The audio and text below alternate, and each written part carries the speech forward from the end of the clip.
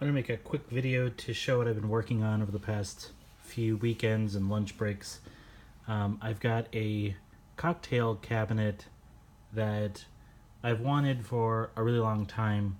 When I was a kid, I remember going to a place for daycare once.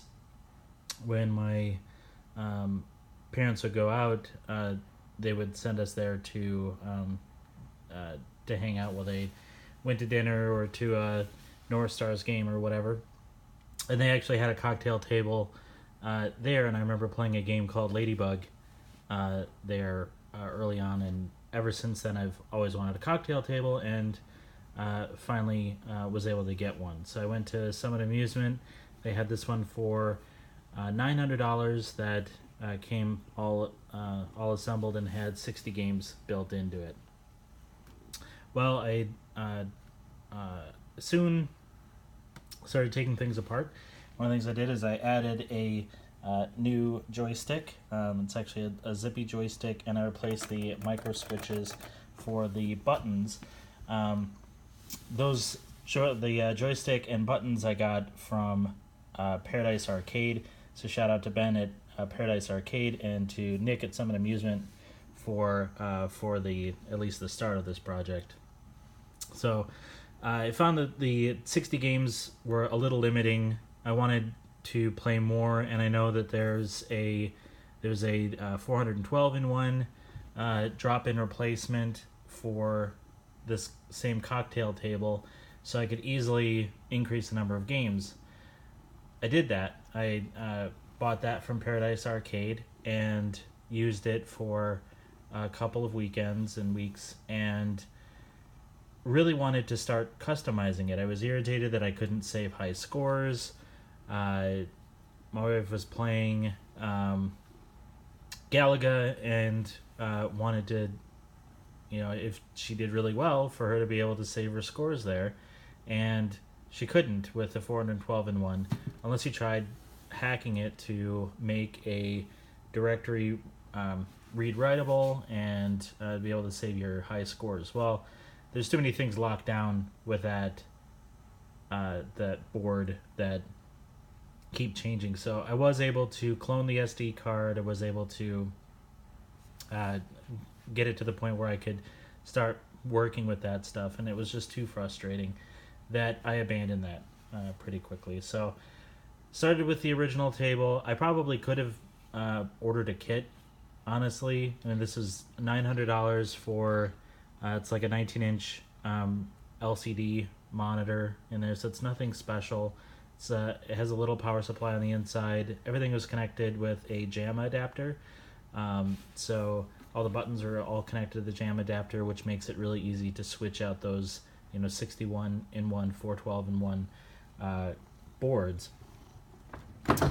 So what I did over the last weekend is I was able to get rid of the Jamma adapter completely. So I got rid of the Jamma adapter completely, and I hooked everything up to a Raspberry Pi.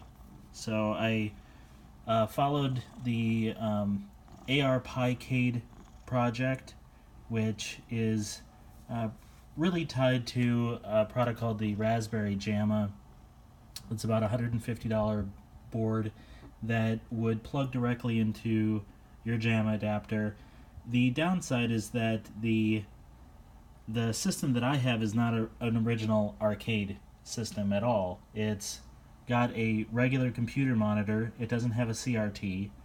It uses its power not from the Jamma adapter, but it's a regular computer power supply. It's actually, I still left it on the inside. It's not actually used anymore.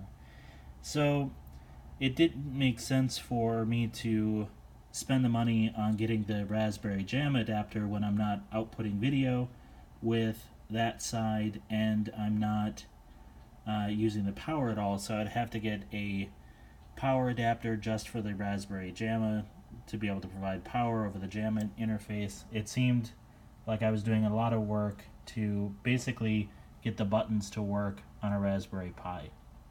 But one of the things that I really liked about the ARpiCADE project is that there's simple, easy to use Raspberry Pi images that are already loaded with the emulators that you need. It has robust theme options, so it's a well-supported, community-driven project that people can work on different options and tweak things and get things working the way that they want them to work, and then other people end up contributing and making their changes, and everyone is very supportive. So what I did was I originally planned on using a Zinmo USB controller, and ended up connecting all of the pins for the GPIO header, which are here.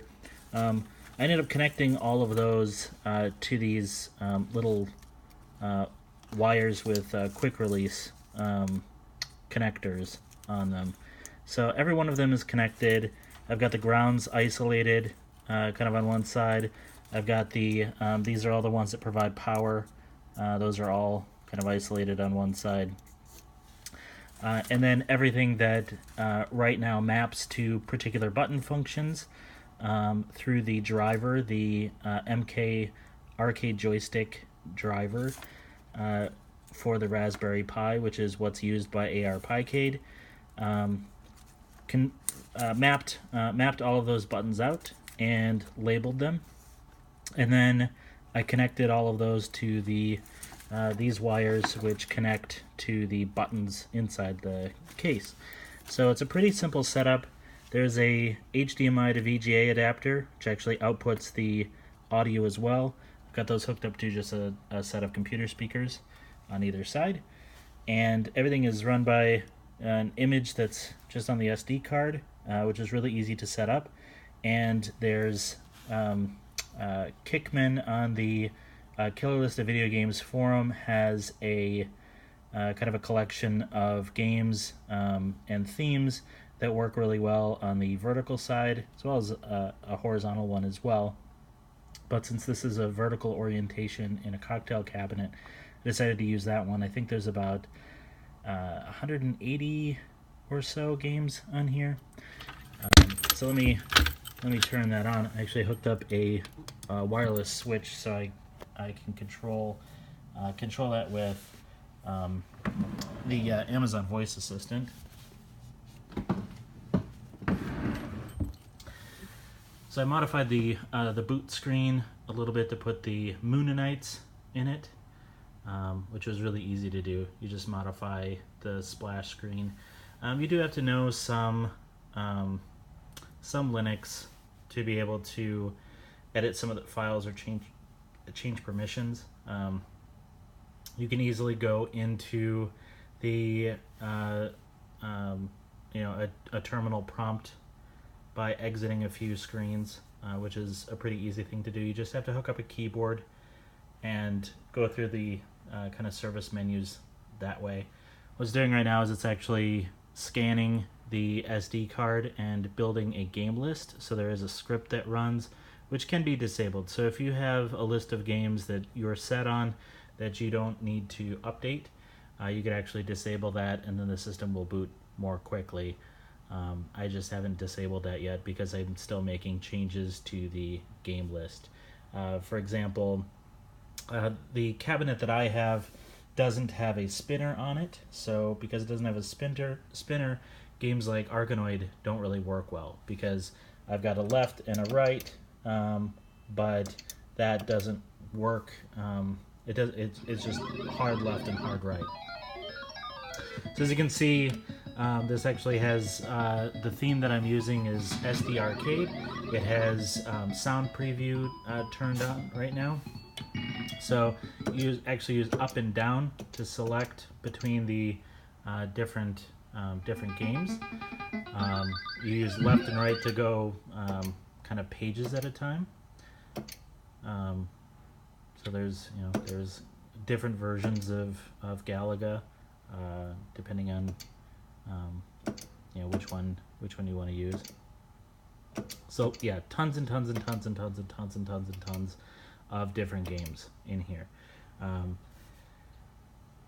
All very emulated very well. All of the buttons do map properly. One of the neat things in here is it's very easy to go into menus, so you can actually start a game fairly easily. You hold down the player 1 start and move the joystick to the right, and you get a menu that you can use to configure things like your dip switches. So if you've got a cocktail cabinet like I do, I had to go in and just change this option, but you can also do things like change difficulty, change lives. All of that is very easy to do. And then you can also do things like changing the input. So each of the emulators that ARpiCADE uses would have independent input controls. So for example, under other controls, one of the challenges that I had was with the original buttons and the behavior with like the 412 and 1 and 60 and 1